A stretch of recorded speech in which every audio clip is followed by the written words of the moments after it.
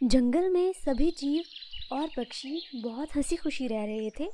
वो खूब हल्ला गुल्ला करते और इकट्ठे घूमने जाते थे। इनमें डोडो और उसकी पत्नी भी थी। डोडो की पत्नी बहुत ही चालाक और शातिर होने के साथ साथ वो सभी पक्षियों को तंग भी बहुत करती थी। डोडो भी चालाक था, मगर कभी भी उसने किसी को तंग नहीं किया। मगर कभी कभी वो दूसरे पक्षियों की मदद कर दिया करता था। उनके साथ एक परिवार तोतों का भी रहता था, जिसमें चिंटू और उसकी पत्नी रहते थे। चिंटू बहुत ही मासूम था। वो हर किसी की मदद करके खुश रहता था। एक दिन वो सब अपने अपने घोंसलों में बैठे होते हैं कि कहीं से एक चिड़िया उड़ के आती है और इधर उधर उड़ना शुरू कर देती है।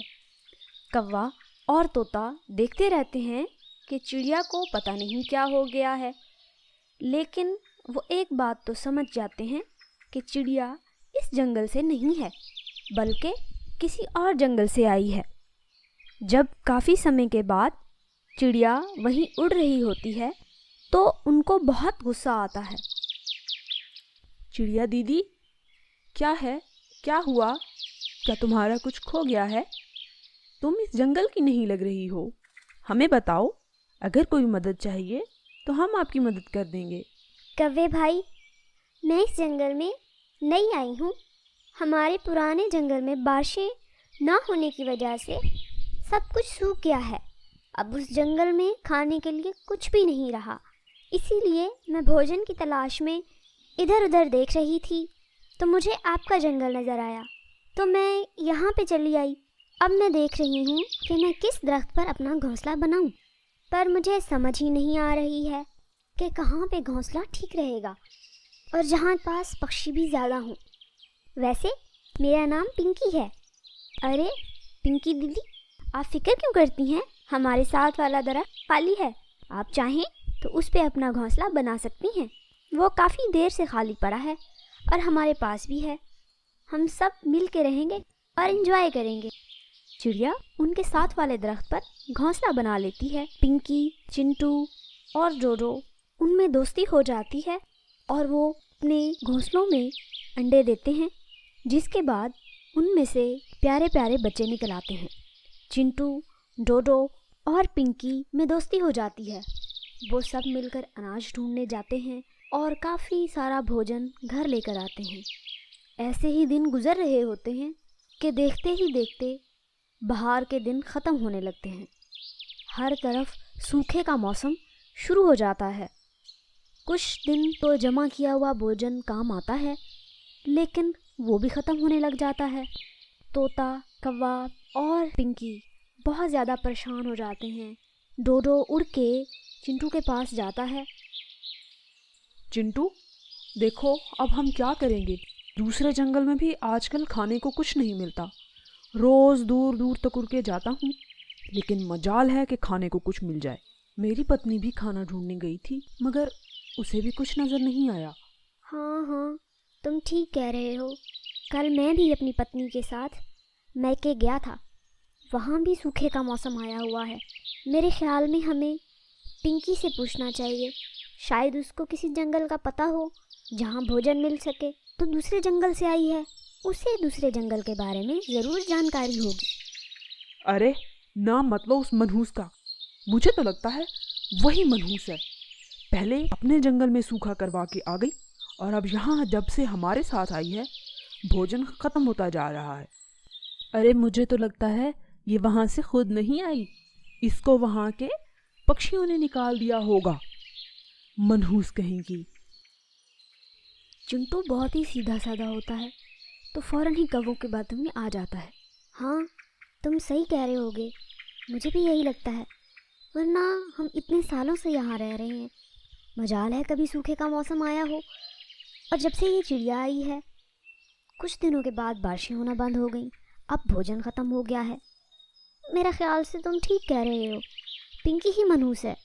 मेरे ख्याल से हमें चिड़िया को यहाँ से निकाल देना चाहिए। जब यहाँ से जाएगी तो सूखे का मौसम खत्म हो जाएगा, वरना हम सब भूखे मर जाएंगे। ये कहकर वो उड़ के पिंकी के पास जाते हैं और उसे जंगल छोड़ने का कहते हैं। चिड़िया बहुत मिन्नत करती है कि वो अपने छोटे छोटे बच्चों के साथ भला कहाँ जाएगी, लेकिन वो दोनों उसकी एक भी नहीं सुनते और उसका घोंसला तोड़ देते हैं। दिन यूं ही गुजर जाते हैं कि एक दिन जंगल में एक ख़तरनाक वबा फूट पड़ती है, जिसके कारण जंगल के सभी जीव और पक्षी मरना शुरू हो जाते हैं। कौवा और तोता अपने अपने परिवार को लेकर बहुत चिंतित होते हैं। डोडो भाई, अगर हम इसी जंगल में रहे तो हम भी इस बीमारी से मर जाएंगे। मुझे तो लगता है हमें किसी और जंगल की तलाश करना होगी, जहाँ भोजन भी हो और बीमारी भी ना हो। हाँ चिंटू, तुम ठीक कह रहे हो। हमें आज ही निकलना होगा ताकि रात से पहले पहले हम किसी और जंगल में पहुंच सकें। ये बोलकर वो किसी अच्छी जगह की तलाश में उड़ पड़ते हैं। उड़ते उड़ते वो एक दूसरे जंगल में पहुंच जाते हैं, लेकिन उस वक्त बहुत तेज़ बारिश होना शुरू हो जाती है। बारिश और ठंड की वजह से डोडो और चिंटू दोनों को अपने बच्चों की फ़िक्र होना शुरू हो जाती कि किसी तरीके से वो उनको ठंड से बचा सकें।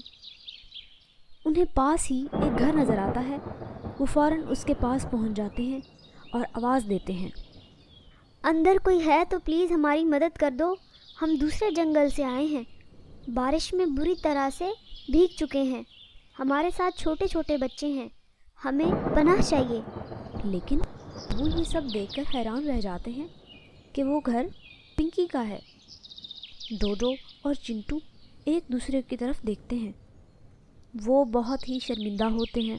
पिंकी उन दोनों को देखकर समझ जाती है कि ये क्यों आए हैं। अरे भाई डोडो, चिंटू, तो अरे आ जाओ, ये अपना ही घर है। डोडो और चिंटू का परिवार पिंकी के घर चला जाता है। वो उनको खाने के लिए चीज़ें देती है। पिंकी दीदी, हमें माफ़ कर दें, हमने तुम्हारे साथ बहुत बुरा किया। भला सूखा आने में तुम्हारा क्या कसूर था, लेकिन अब हमें अपने किए का एहसास हो गया है। आप प्लीज़ हमें माफ़ कर दें। अरे कोई बात नहीं डोडो, तुम लोगों को अपनी गलती का एहसास हो गया, यही बहुत है। वैसे भी सब पक्षी मुझे ना निकालते तो मैं भला कहाँ इस अच्छे से जंगल में आती और आराम से रहती। मुझे तो तुम लोगों का शुक्रिया अदा करना चाहिए कि तुम लोगों ने मुझे निकाल दिया। सब लोग पिंकी का शुक्रिया अदा करते हैं कि उसने उनको रहने के लिए घर और खाने के लिए भोजन दिया। तो हमें इससे क्या सबक मिलता है? हमें सबक मिलता है कि कोई भी पक्षी या कोई भी चीज़ या कोई भी इंसान मनहूस नहीं होता। इसीलिए किसी को मनहूस नहीं कहना चाहिए, बल्कि मुश्किल वक्त में एक दूसरे के काम आना चाहिए और हमेशा मिलजुल कर रहना चाहिए।